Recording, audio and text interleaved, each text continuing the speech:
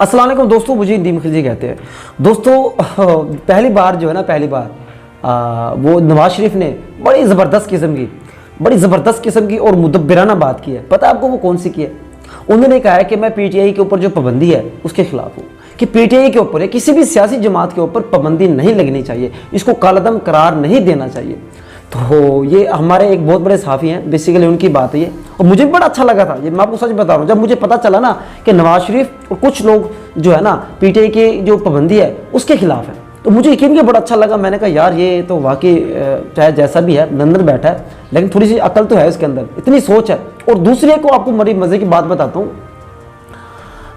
कि जब वो असम्बलियाँ अदम एतमाद पास हो गई, तो पता क्या नवाज शरीफ वो कहते थे कि भाई आप हुकूमत मत लो, छोड़ो, इलेक्शन में जाओ।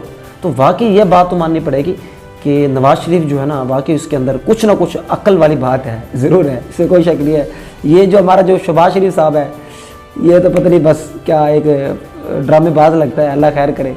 तो खैर दोस्तों, बड़ी मज़े की गुफ्तगू थी। यही बाहर मुझे ये बात अच्छी लगी उनकी, और पाबंदी लगनी भी नहीं चाहिए। अल्लाह माफ़ करे, कोई पीटीआई कोई दहशतगर्द जमात नहीं है। गलतियाँ हर पार्टी से हो जाती हैं, हर लीडर से हो जाती हैं। हर पार्टी ने बहुत सी गलतियाँ की हैं, लेकिन कोई दहशतगर्द नहीं है। ये सियासी पार्टियाँ हैं यार, देखिए ये पाकिस्तान की सबसे बड़ी जमात है, सबको पता है। लेकिन इस तरह नहीं होना चाहिए दोस्तों, पाबंदी तो किसी सूरत भी नहीं लगनी चाहिए। बहुत बहुत शुक्रिया, अल्लाह।